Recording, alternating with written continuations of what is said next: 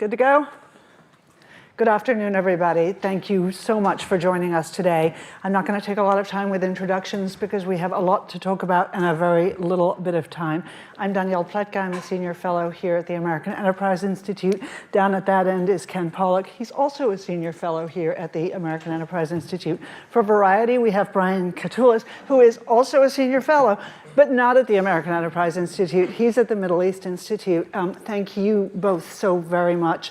Thank you all. The way this is going to play is we're really just going to have a conversation and pretend you're not here, because actually we haven't had a lot of time to chat, and we would like to hear what everybody else thinks is going on, how we start to think about the future. I want to warn everybody, if you are looking for a situation report on what's happening moment to moment, day to day in the war between Hamas and Israel, that's not what we're talking about today. We are talking about the issues, but I hope that we'll be able to think a little bit wider aperture. And then toward the end, we will open up the floor to questions, both online, if I can figure out how to use the fancy iPad, and from you actual humans as well. So start thinking of how to phrase your brilliant statement in the form of a question. Let me start. And I think, Brian, you wanted me to start with Ken. So I'm going to start with Ken. Okay, so one big question that I think is looming for all of us over the conflict that we're watching take place right now between Israel and Hamas is Hezbollah going to get in? Is this going to become a wider war?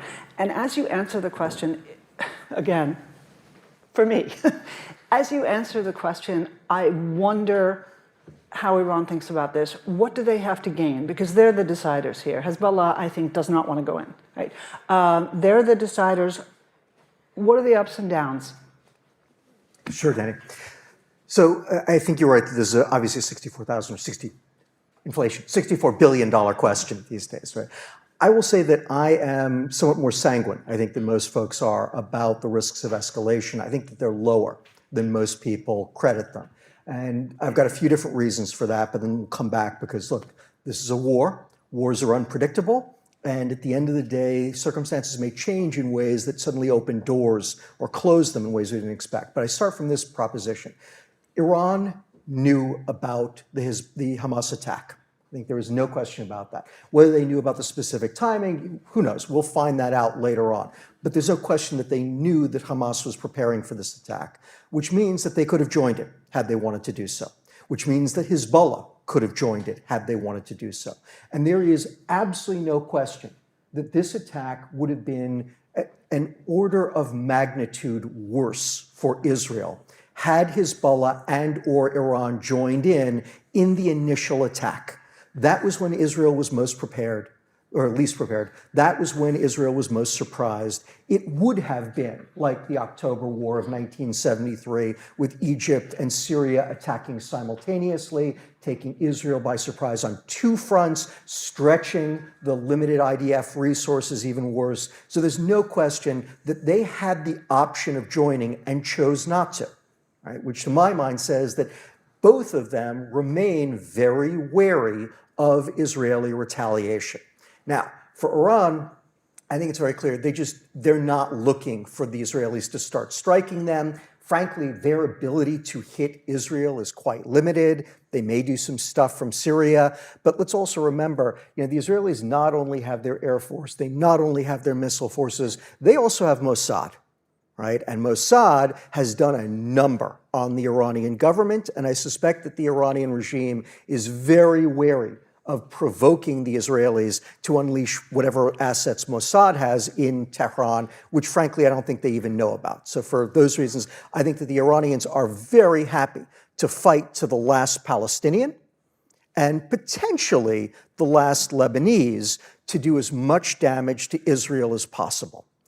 Hezbollah, slightly different calculus. A, they are not Iran. B, they have 150,000 rockets and missiles.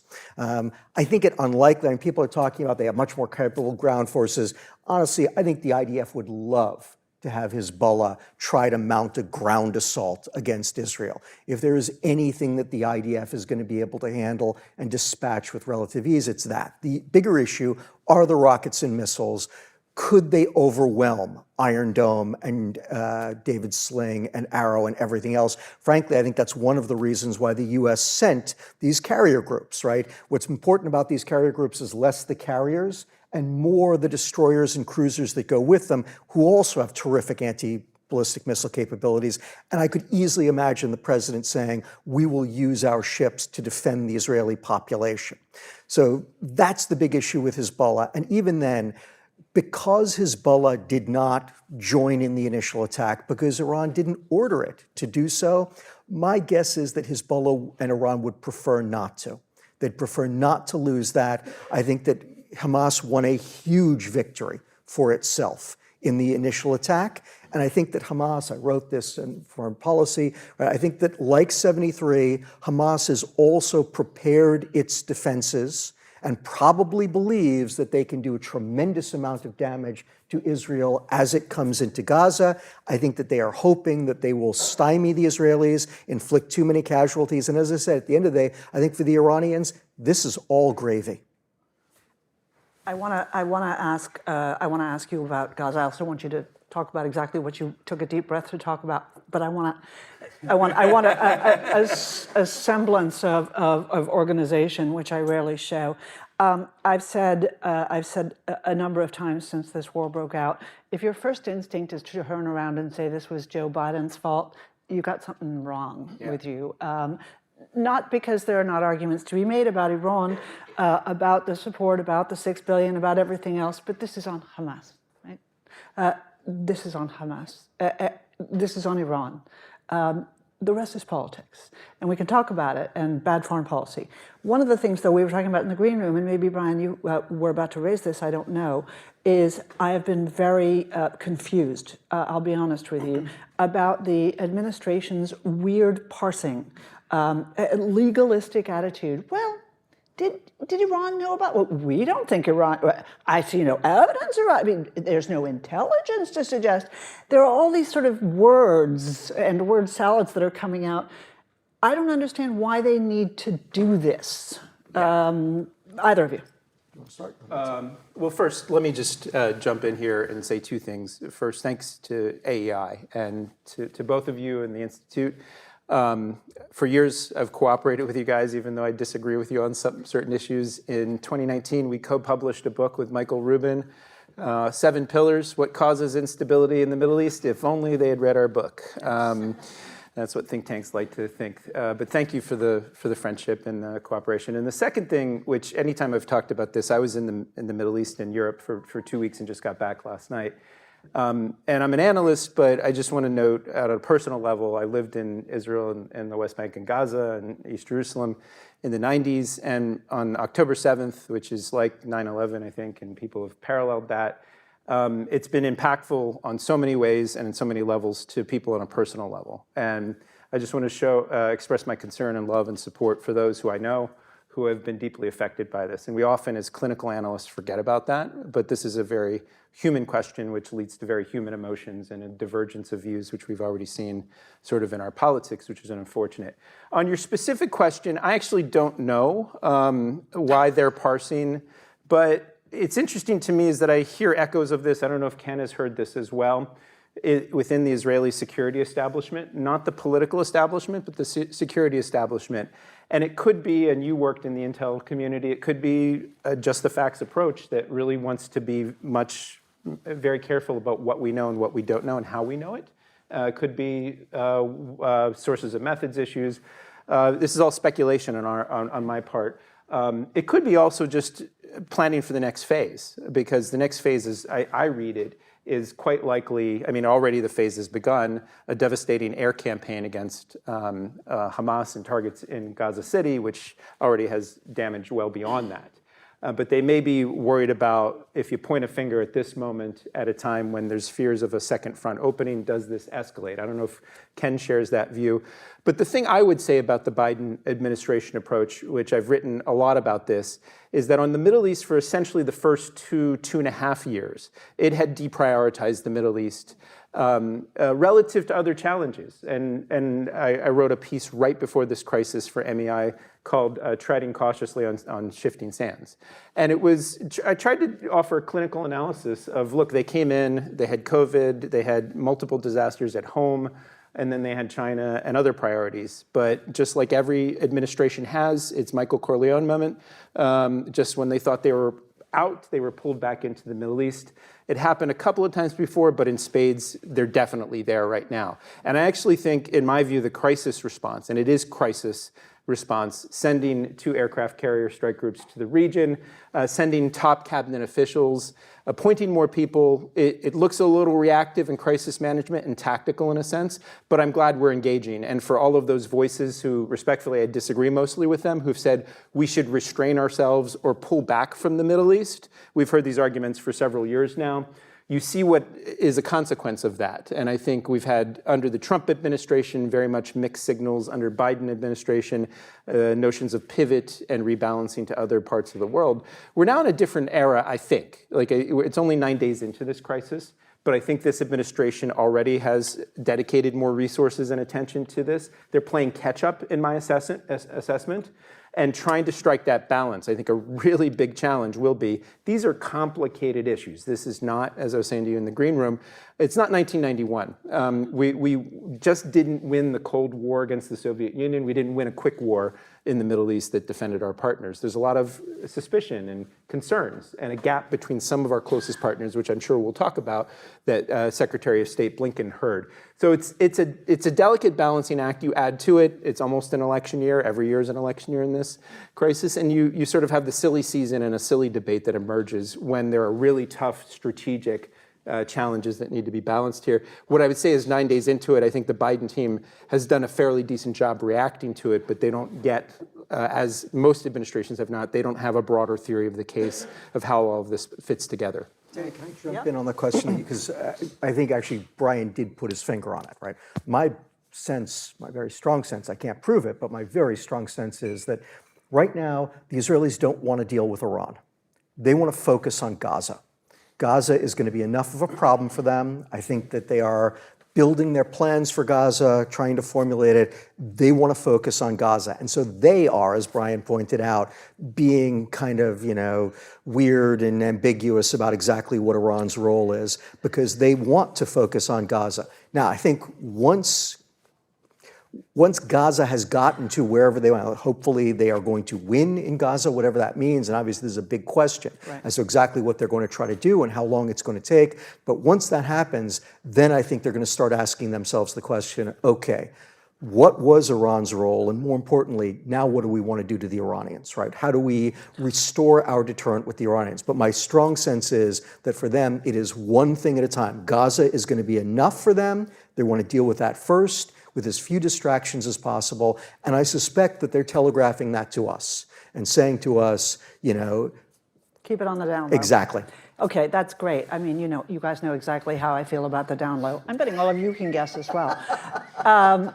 This for me is down low you like. Exactly. This for me is a 2007 moment. This is the national intelligence estimate that the Bush intelligence community put out, because God, we cannot give a pretext to this nut, this wild man, or his crazy Jewish friends in Israel to attack Iran. The problem is, once you do it, once you make what are, I'll be ungenerous here, and you both can disagree with me, exculpatory noises, it's very hard to walk it back, right? It's very hard to say, yeah, we knew that we really weren't sure what was going to happen, but now we're pretty sure, we read the Supreme Leader's website, and he said, yeah, you should attack them door to door, and you should do this, and you should do that, and that was kind of the plan on the website, so yeah.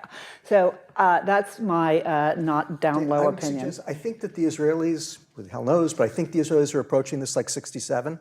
Right? If you remember, 67, they take out Egypt first. They tell the Jordanians to stay quiet. The Jordanians attack them, so they have to take out Jordan as well. But Syria starts the Six-Day War, right? It's all Syria in the beginning.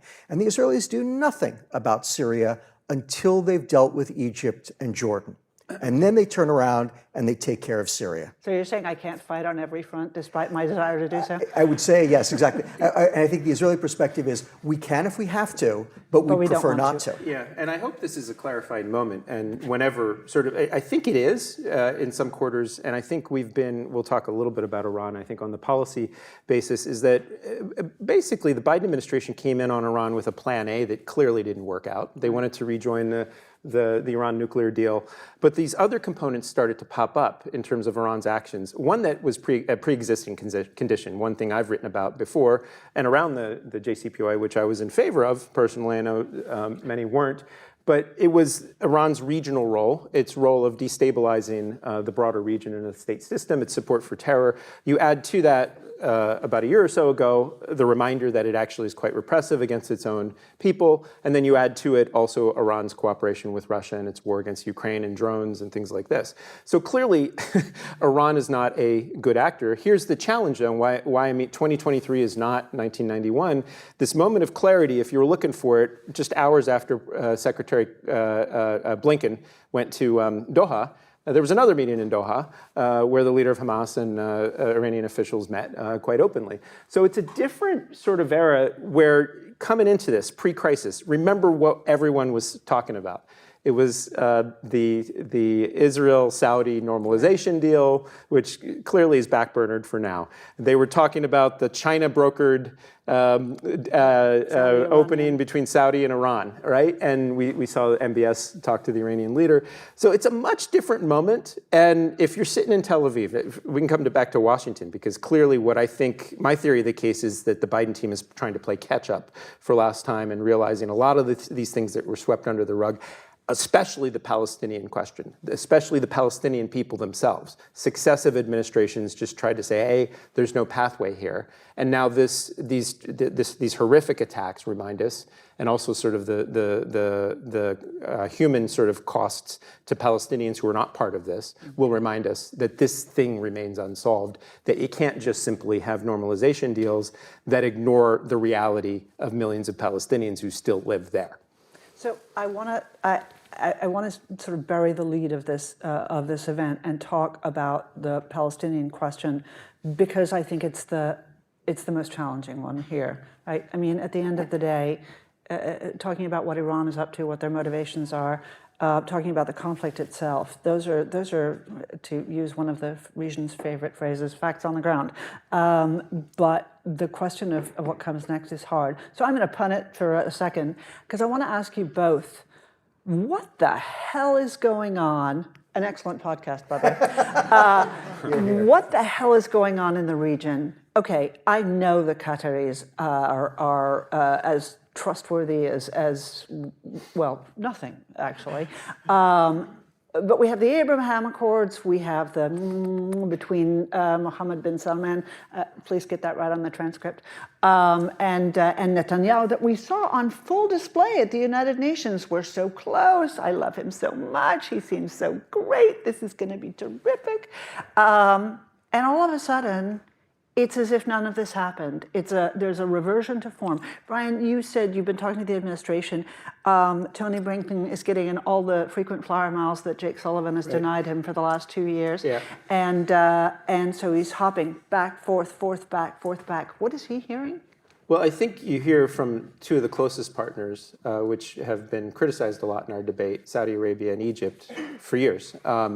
They want a ceasefire or de-escalation. And if you measure that up against President Biden's pretty strong words, I think, all throughout, and then at the 60 Minutes interview last night saying that he supports the goal of defeating and eliminating Hamas, whatever that means. Again, there needs to be an analytic discussion, not an emotional one, about, okay, what does that mean? And then what does this produce on the ground? There's a gap between us and our partners. And I think part of it is because the U.S. is not, we're still seen as the security partner of choice of first resort, not last resort. Right. It's not Russia, it's not China for all of their posturing. Remember, after the China broker deal between Iran and Saudi Arabia in March, what happened? The Saudis came to us and said, we want a defense pact, please, as part of this normalization deal. Bahrain just signed one in September with the US too. So this China engagement to broker sort of calm with Iran, I don't think in their heart of hearts, Saudis or many in the region. They still look to us. And I think what's happening right now is you've got a number of different actors across the Gulf, Egypt themselves, asserting their own self-interest, right? Egypt sees as in their own self-interest not to accept hundreds of thousands of Palestinians from Gaza, right? Because they feel like they will then be blamed for a backdoor sort of push of the Palestinians out of their historic land and whatnot. So there's this delicate diplomacy that's happening right now. But what I'm saying is that if the U.S. had actually been seen as leading with a steadiness and a steadiness of purpose, and we haven't had that, I think, for a long while. This is a pre-existing condition from Biden and goes back for a long while. It incentivizes countries to sort of go their own way and carve out their own paths. And they always make bad decisions. Well, from our perspective, it's true. But I think the challenge of diplomacy, and then the fact that we have an unrivaled security footprint in the region still, despite sort of right-sizing it over the last few years under Trump and Biden, the countries still look to us, and they're looking for us. You know, if it's football season, they're looking at us as sort of a quarterback. And what sort of plays are we calling? Secretary Blinken's out there trying to listen to them and then achieve some results in the short-term crisis of humanitarian aid corridors, and it's getting some results, but it's quite limited. But we always then we always forget about the bigger picture of what is this all driving towards? What's the desired end state? And that's a much more complicated task. Okay, I get Sisi and I get his self-interest, but Mohammed bin Salman, WTF? What's going on, guys? So I'll take that one, and then I got a question for you, Danny, since this is a conversation rather than. I know. This is how it goes at home too, by the way. So look, I think that MBS's view on all of this is, at the moment, this is a little too hot to handle, and I'm going to take a step back, and I'm going to see how this plays out and see how it works out for me. Look, I agree with you, Danny. Hamas is responsible. What they did is despicable. What they did is obscene. It is unjustifiable. But I also agree with you that, and Brian is saying the same thing, and we've all written about this, right, at different points, that America's disengagement from the region is a critical element of the backdrop in all of this. Right? And I think that, obviously there was a complex set of motives for the Abraham Accords. To remember, part of it was about the Palestinians, right? The reason that, not the reason, Outside but in and inside out, right? Yeah, the proximate cause of the original agreement between the UAE and the Israelis was UAE normalizes with Israel, and in return, Israel doesn't annex any of the West Bank, right? So there is a Palestinian component baked right into the Abraham Accords. I don't think any of us knows exactly where public opinion is in Saudi Arabia. I don't think MBS exactly knows. And I think that his feeling is, again, I'm just going to take a step back from all of this, see how it plays out. No particular reason for him to rush in and embrace anything. And who knows, he might get a better deal later on. In addition, I think he's probably also calculating that if the Israelis do go into Gaza and there is a horrific bloodbath, then it would be really problematic for him to have been seen as forging right ahead, right? And so I think, again, he's just going to wait and see.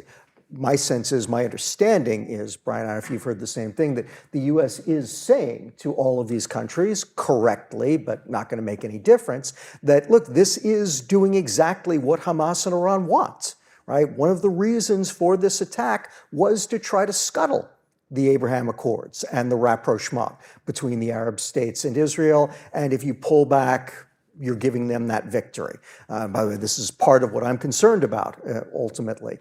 And I think that MBS's view is, yeah, you're probably right, but still, for my own needs, for my own domestic political considerations, it doesn't make sense for me to kind of forge ahead bravely at this moment. I think he'd very much like to come back to this, but he's going to wait and see how things play out. Now, my question for you is directly related to this, and Brian's also brought up, and you've brought it up, which is the end state, right? This is a disaster, right? It is horrific, but it is also strategically disastrous. And as I said to you, as already hinted at here, I'm very concerned that Hamas and Iran are winning so far, and that in the end they're going to win, that they're going to, really derail the rapprochement, that they are going to alienate and isolate Israel much farther, right? And that, if Israel winds up not being seen as having absolutely obliterated Hamas, that it's going to look like a great victory, like the 2006 Second Lebanon War, which, let's remember, was also an Israeli military victory, but a very significant political setback. So my question for you, and I'm wrestling with this too, and I know Brian is what's an end state that you think will serve Israel, will serve the United States, will serve the West's interests in this? What does that end state look like? They have to destroy Hamas. I mean, the president was right. I don't quite understand why they've focused their rhetoric intently on Hamas's quote-unquote military leaders, because of course Hamas's political leadership is equally culpable here. But maybe they're sequencing. It feels so terribly wrong to say this, but at the end of whatever happens here, there is an opportunity for the Palestinians to start out on a different foot. Just in case you completely despaired of all American academia, I just, as Brian and Ken know, I just came from my class at Georgetown, and today's class was actually on the Israeli-Palestinian conflict. So yay, but they were great. My kids were great. They were thoughtful.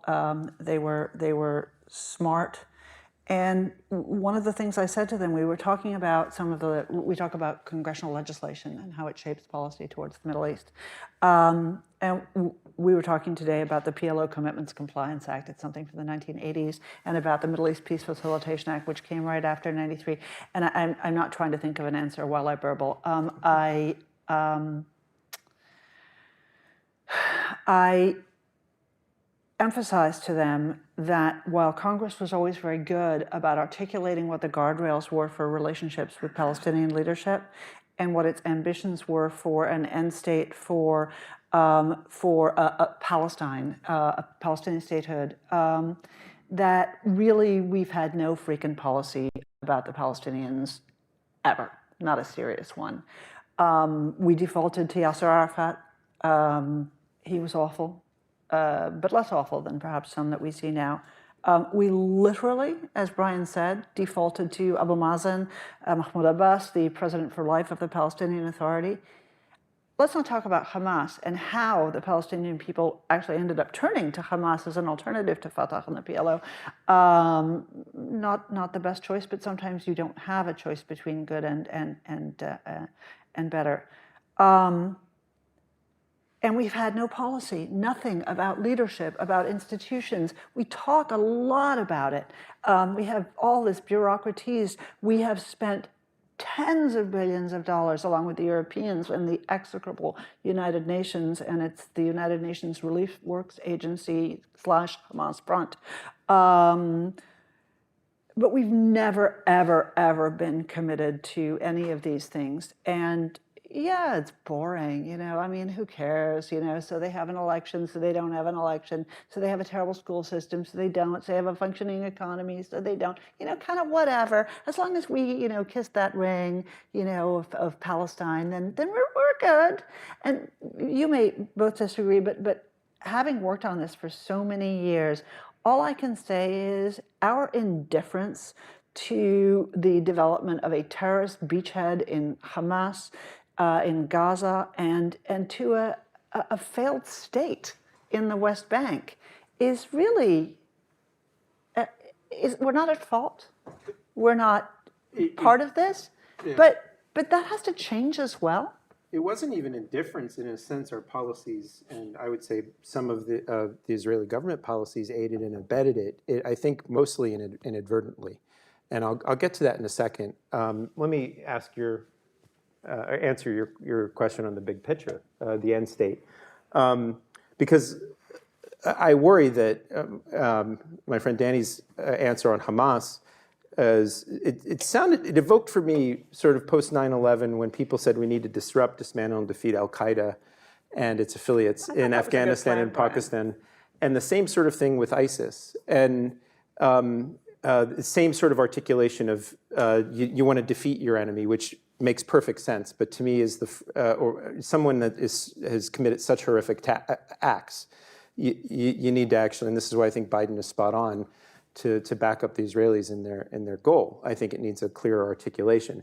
What I worry about is it doesn't define what that end state actually is. And the end state, I would say, let me take you back, because this is going to sound a little naive and Pollyannish, but let me take you back to the pre-10-7 discussion that the United States and the region was having. It's a discussion that actually happens to continue, and it's a discussion that Biden, Trump, others were talking about, which was one of a region that's much more integrated with itself, that is working, our security partners are working in a much more integrated sense on a security basis. But then there was this other component, the biggest initiative that the Biden team launched this year on the Middle East was this India, Middle East, Europe economic corridor. Again, off the table for now while we're going into a time of war.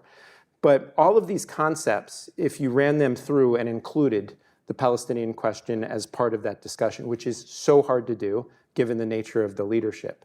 And there needs to be, I think, a leadership transition that is so obvious, because the last time I was in the West Bank, got permission to go into Gaza, but didn't, was about a year or so ago. And the frustration of ordinary Palestinians with their lack of responsive government was just crystal clear. So it can't, from the US policy's perspective, successive administrations, and when I was Ken's intern, the Clinton administration did this as well, is they considered the US-Palestinian relationship simply as a subsidiary to the US-Israel relationship, which I understand why. One's a state, one is not. But the steady sort of diplomatic disarming of ourselves, from a US policy basis, tons of legitimate criticisms of the amounts of money thrown and lost to corruption. But then where was the follow-up? Where were the teams actually working on that? There was no diplomatic emphasis on this at all.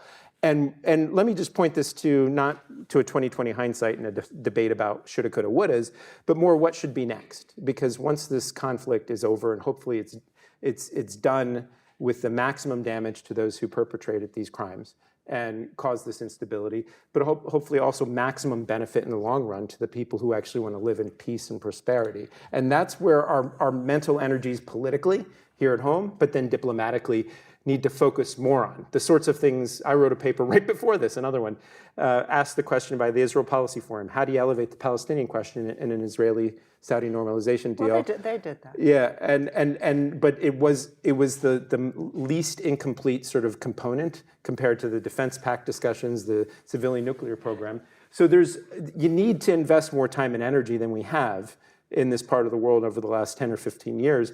And it's got to focus more on all of the component parts, not just on a couple of pieces. Not just the Jews giving something to the Palestinians and them being happy. But Brian, I'm sorry, we have no hesitation. I don't think I'm disagreeing with you, actually, but I sound like I am. We have no hesitation. What else is new? No hesitation. Orban, scumbag, right? Polish government, moving away from the norms of democracy. Israel, judicial reform, an outrage and an embarrassment. But we have no freaking opinion about Ramallah. We have gotten out of the business of, and I love it when we try to do this, of picking winners. I'm sorry.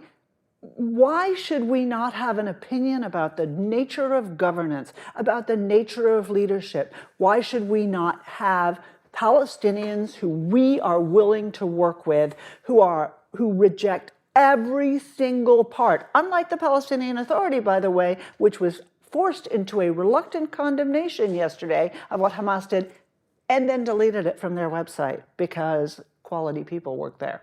Yeah, so we should. And what I'm trying to, the last thought I wanted to complete this thought to answer your question is that when you look at 16 years of blockade against Gaza, which was intended to stop this security crisis, and it didn't. It led to the rearmament, and there'll be a reckoning, I think, inside of Israel's own politics for this. Sure. We already see this unfolding. But there's got to be a reckoning amongst strategic thinkers who essentially let this be as it were, and it led to the de-development of Gaza and millions of people who are now in the crosshairs who really didn't want this. Those voices that suffered from the authoritarianism of Hamas, there are similar Palestinian voices that suffer from the corruption and authoritarianism of the Palestinian Authority. But the conversation from Abraham Accords to even more recently the Saudi-Israel normalization discussion really didn't emphasize this in any meaningful way. What do the Saudis care about the quality of governance in Ramallah, please? So, but they should, because if they're going to be asked, again, moving forward, if they're going to be asked to underwrite some of the things to try to produce some good in education and in other places, you need to have better accountability than certainly we've had over the last 20 or 30 years. And the problem is you don't even get to that technocratic or bureaucratic or wonky sort of discussion because the politics of this make it almost impossible. I mean, my view is that the Trump administration, not to hammer against them, but we unilaterally disarmed ourselves with the Palestinian Authority. When you think about defunding hospitals, not, again, funding to the PA and the corrupt structures, but defunding the mechanisms of U.S. engagement with some of the very people in Gaza right now who are suffering from the de-development. And we did it as a policy, I call it, of maximum pressure on the Palestinian Authority. And at the same time, the Netanyahu government and Israel had this Faustian bargain with Qatar to allow funding to go in. And there needs to be sort of a candid conversation about the lessons learned from that period so that, again, there'll be a political reckoning for sure inside of Israel, but from a policy standpoint, what failed, massive failures here in the approach that was used. And the main thing was that it, in a certain sense, empowered some of the most extremist voices in their community in Gaza, and then disempowered millions of Palestinians who actually don't want this. So let me jump in here. please. Because I find myself very much in agreement with both of you on this, but I want to see if I can provoke a little bit here and use some really dirty words. Okay. And say that, I think what we're all stumbling toward, and maybe you guys don't want to go where I'm willing to go, is that you need to remove the underlying grievances that are driving Palestinians to these god-awful groups. And from my perspective, if you really want to defeat Hamas and defeat Iran as a result of this, it's going to require not just the destruction of Hamas, that's the first step, it's going to require nation building in Gaza, right? I love nation building. So it's going to require helping to build a very different society in Gaza, one where they are not feeling like, as you said, Danny, they have no choice but to live under Hamas, because at least Hamas fights the power and Hamas has the power over them. I want to stop you for a second. Especially all of you, but also everybody who listens. When we talk about this, this is not meant to give a pass to anything that happened. But it is a moment when it is hard to say compassionate things about Palestinians in Gaza. No, it is actually, and it's hard for me. I'll tell you that. Why don't I speak for myself? Because of what happened, because of the brutality of what happened, and it's not just that. It's not just the perpetrators of this who are guilty. It's not just the leadership and the soldiers of Allah who are guilty. It's also every single Palestinian in Gaza who jumped up and down and handed out candy when an Israeli was murdered, when a school was hit. So I just want to make sure that's a given that. But it doesn't mean it doesn't mean by any standard you don't have to have this conversation about the people trapped there, who are trapped there not by the Israelis, who are trapped there by Hamas and have been long before this war started. I interrupted you, but I really wanted to make that clear. That's very fair. And so again, I think we have at the end of this part of the ending of this has to be about building a different Gaza with a different leadership. And by the way, Danny, we can, if we're part of that effort, say there are certain people who are beyond the pale. That is how we rebuilt Germany and Japan and Italy and any number of other countries around the world. It is part of it. That is entirely fair. But we need to help them find a very different leadership, very different lives. And, for the longest time, we've contrasted, as you pointed out, the West Bank with Gaza and said, well, the West Bank is better than Gaza. We need to build a Gaza that's better than West Bank if you want to delegitimize the corrupt, inefficient, useless leadership on the West Bank. And I want to say one more dirty word. Hold on a second, Brian.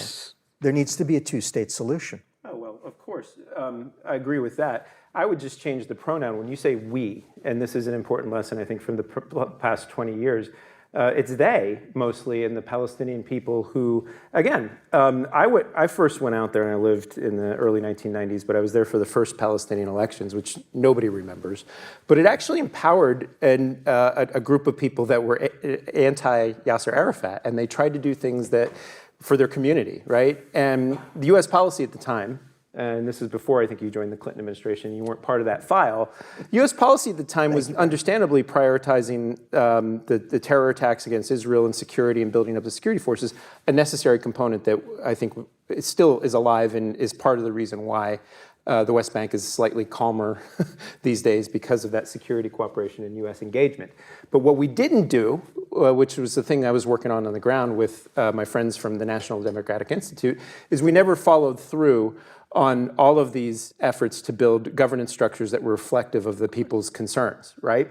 And it became, like we saw in places like Iraq and Afghanistan, if it had any impact, it was an international technocratic World Bank exercise or something that didn't actually have the legitimacy of their own people, of the Palestinians, right? And this is the discussion where, when you said two-state, I'm like, obvious, right? Especially after this crisis. I hear people from different quarters advocating for a confederation or the alleged one-state solution. I don't know what they're talking about, especially post-10/7.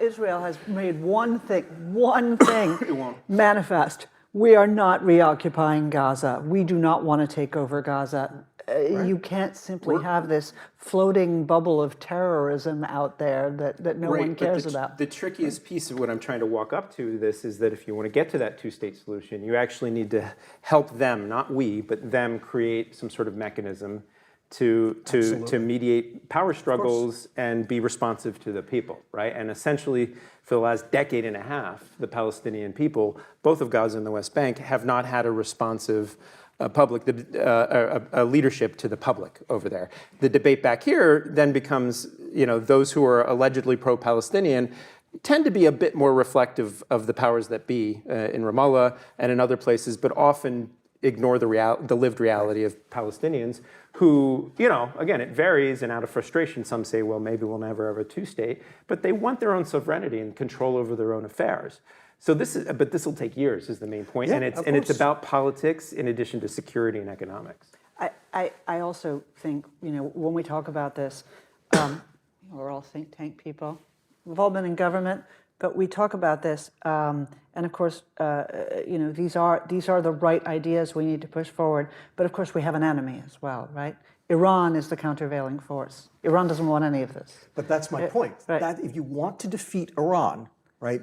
You've got to defeat them on the ground as well. Right. I want to open things up to questions. I'm not actually playing video games here.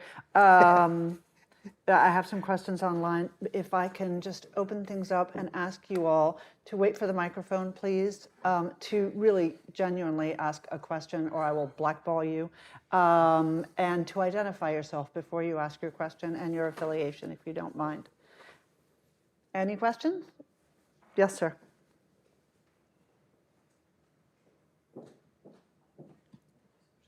Hi, amazing discussion. My name is Dominic Brunatoni. I'm a student of American. I'm not employed or anything, just here for the event. You guys are asking really great questions about power struggles and two-state solutions and future of leadership. And I have a friend who, discussing with them personally yesterday, and they raised up, but I don't know if I exactly agree with this, talking about rebuilding Gaza. Would the UN be a good source of that? Because when we're talking about rebuilding Gaza, who is doing that? Who would do that? Is, something during the Cold War, we did UN Trust back in the day. I know it's a very old concept, and what would that look like? But I'm asking you, if we're talking about rebuilding Gaza, who is it? The UN? Is it Israel? Is it the US? Who is doing that? Thank you so much. I know what I would say, so. Yeah, I think it's quite doubtful that it'll be Israel at this point. I think the UN has its challenges, and its track record on all of this has not been great, but they provide essential care to people in Gaza, education and other services, which again is debated and how they do it and things like this. But I think ultimately in the long run, if you talk about this sort of bigger question we haven't fully answered, the end state, it's got to empower the Palestinians, and then there's actors in the region that have a significant amount of capital, in part because of the run-up in oil prices and other things. Their appetite for just giving handouts is much, much, much more limited than it was even 5 or 6 years ago. So there's, again, the silver linings playbook for the Middle East thing that you can't talk about today because it's all the horrific things that are happening, but you need to talk about for the long run. It talks about should talk about how all of these ecosystems, economic ecosystems, and the separate sort of political autonomy for Palestinians in a two-state solution, how does this link up to something that isn't just handouts that are built by the UN, that is something that it can sustain itself over a long period of time and then becomes much more integrated with the region. Fantastical to talk about this right now, is my point. But if we in the think tank community aren't thinking about it right now and sort of what that long-term plan is, if we're just responding to the events which media and other things force us to do, then we're just replicating what our friends in various administrations or on Capitol Hill are doing. So I think we need to come up with answers to how do you mitigate the conflict in such a way so that we win. I disagree with you. I actually think Hamas has lost terribly and will lose. I do too, by the way. Yeah, I actually think they'll lose just because of the sheer horrific nature of the actions. And I think they've lost in ways that it takes us a while for us to absorb. In the way that the ISIS sort of crisis, we're in that phase right now when they beheaded a lot of people and we're really worried and they could win. And I think they made a choice, or at least a part of them made a choice, 2,000 of them, to go across and kidnap and murder babies. And if you've been horrified as I have been and shocked by the images we've seen already, steel yourselves for more, right? Because more is coming, and that produces a political dynamic in the Palestinian community, in the Arab world, and in other places, whereas I think the ISIS crisis, by and large, led to this counter-reaction, by and large. It's still not done, but politically it led to the shock and horror. The other thing I'd say, and just a disagreement, and I appreciate what you said about millions of Palestinians in Gaza, and I don't want to get personal here, but I know some of these people. So do I. And what I saw from you was this thing that I've been trying to wrestle in my head, this innately human reaction. When you see sort of the horror and the crimes perpetrated against people and people you know well, and then this reaction to sort of, it's human, but then it leads to this process of lumping whole categories of people. And I'm not lecturing or things like this, but it worries me, it affects our political debate. I understand why, because this country is at war, Israel's at war against these maniacs who, it's not over, right? 200 plus people still are held hostage, including Americans and others. So, and we wanted to get into the debate a little bit, the craziness of the American debate about this and how the phrase, and are reacting from their own particular perspective, and I get it, but there's a dehumanizing quality that happens on all sides of this debate and all spectrums, and I just want to I want to recognize sort of, just offer my difference of views, and it's probably born out of my ongoing conversations with friends in Gaza who didn't want this and who are trying to just keep their kids safe, Right, but I have to say, as somebody whose family, lost most of my family in the Holocaust, I never would watch the child of a Nazi roasted on a spit and celebrate and hand out candy so that people could enjoy it with their sweets. And I think that's sort of part of the problem. And I agree with you. There are a lot of Gazans who don't feel this way. Danny, but gosh, there are a lot Before who you do. move on, I want to. I hope you're right. We're never going to let you ask any I questions. want to get. Forget you. I do disagree about that. As it's they could win that bothers me. But I do want to answer the question because I think there's some. The answer is no. Yeah. Look, and I think this is a disagreement I have with Brian, which is I think that the past models for Gaza can now be set aside. The problems with the past models for Gaza were that Hamas ruled Gaza. And therefore, everything that everyone was trying to do exactly was trying to maneuver around this. Hopefully, Hamas will be destroyed. That creates, I hate to say this, tabula rasa. New opportunities will open themselves up. So. Could the UN be part of that?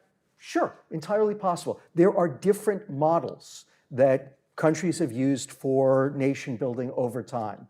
Some have succeeded, some have failed. Some of the ones that have succeeded absolutely have incorporated the United Nations. They've been an important part of it, but they've typically been part of it, right? There are certain things that the UN can bring that are very useful. There are other things that they can't bring. There are things that other countries have to bring. From my perspective, again, there are a bunch of models out there.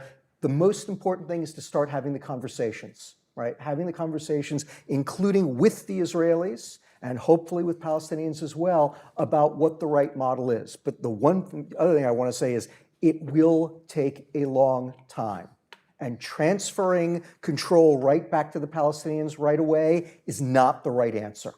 That is not how successful nation building works. And there is going to be an incentive for everyone to say, okay, fine, just let's have elections right away, and we'll all, and we'll give them a bunch of money and we'll walk away. And they're going to wind up right back where we are. I so wanted to talk also about American politics and the extremism and nuttiness that we've seen on the left and to a certain extent on the right as well. Let me ask you guys both a question from our online audience, and I'm going to mush them together. It's been very interesting to watch both the Russians and the Chinese. Bibi Netanyahu, who made his business out of, Putin and I understand each other. I'm not going to, do too much on Ukraine because he's been so. Putin has been this benefits. Ukraine is not on the front page anymore. Does anybody have a conspiracy theory? I don't. You can give me a yes or no. No. I don't think so either. I think there's a much bigger conversation to be had about the role that China has chosen to play for itself, and our own Mike Mazza has done great writing on this. Another question, and then it's all you guys, I swear, and we will be succinct in answering. She said, with no discipline whatsoever. You both talked about sequencing and about, thinking about this as dealing with one challenge first, right? Not poking another bear looking for trouble, and then dealing with the next challenge. The question that's been asked is can Israel afford to do that? Again, you've heard my answer, which is I think they are trying very hard to do so. Yeah. I think that is absolutely their preference. It will be up to the Iranians and Hezbollah to see if they want to try to screw things up. But again, I think that Israel has tremendous military power. And the more that you provoke them, the more that they will use it. And I think both Iran and Hezbollah do understand that. So I think that there is actually quite a real, I think what the Israelis are doing. There's some deterrence. And we didn't talk about the intelligence failure. I'm going to follow up with both of you and see if we can have a continued conversation. But please, back to you, and I apologize. Anybody else have a question? Yes, Ben. Thank you so much, Danny, Brian, and Ken. Ben Lefkowitz, I work at the American Enterprise Institute.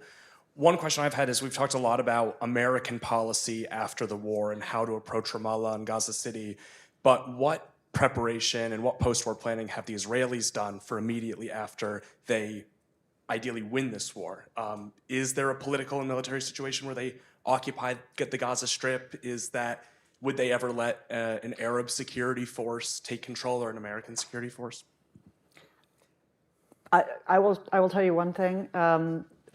I've been, as you know, I've been obsessively watching this, and one of the more interesting places that I've been watching it is the Israelis are social media wow, and the IDF online on Instagram is also.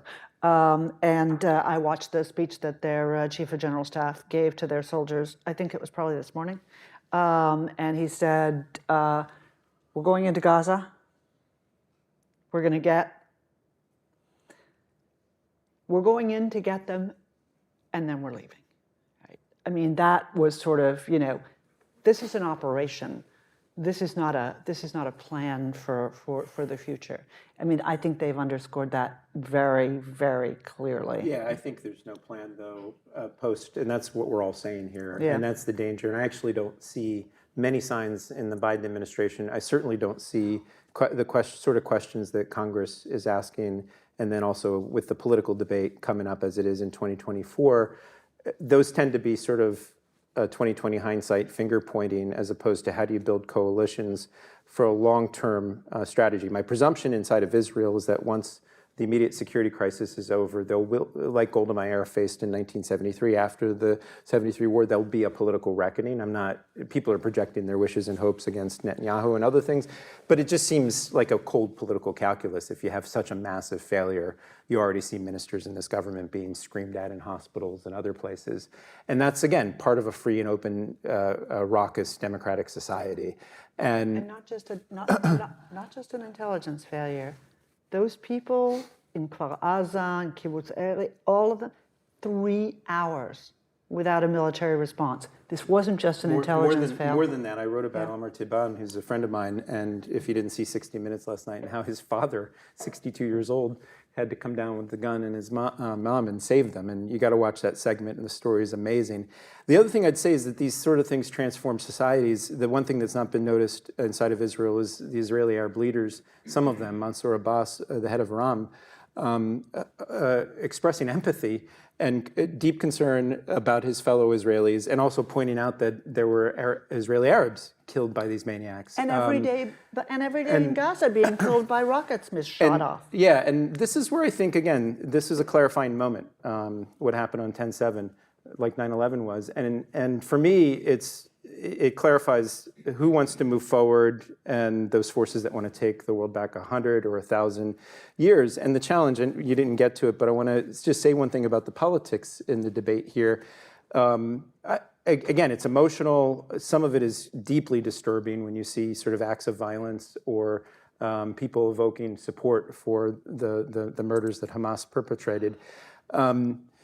At this time, again, I think President Biden, though everybody has their criticisms as a leader, he's spoken pretty clearly with a strong voice, in my view, of how the United States should respond. And that's a galvanizing moment. We as yet don't have political polling. The Liberal Patriot will have some soon on this, which you should subscribe to. Great publication, free, and all of that. My worry is that for the last several years on foreign policy, our foreign policy debate, it really isn't no longer neocons or liberal interventionists. It's clowns to the left of me, jokers to the right. And again, we have the clarifying moment of this coming out already and who's been a responsible leader and trying to say, look, we've got big security stakes here.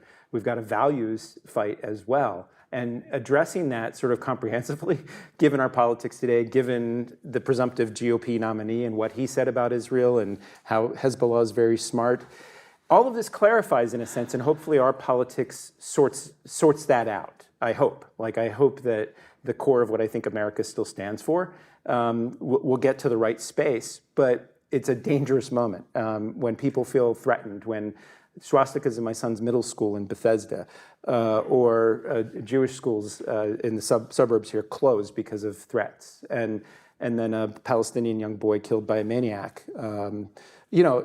It's just dangerous times, and I think those who are in thought leadership positions and political leadership positions try to approach these things with a sensitivity to not just the strategic concerns, but the human concerns that come from different angles. And I want to give you the last word. We've all been watching the region for a long time. You've been looking at the militaries, the politics. You're writing a giant book about Iraq. A lot of lessons for us there. They've covered themselves with glory as well in the last week. If you're talking to this audience, what are we watching for? What are we looking for? How this is going to go on a long time. What should they be thinking about?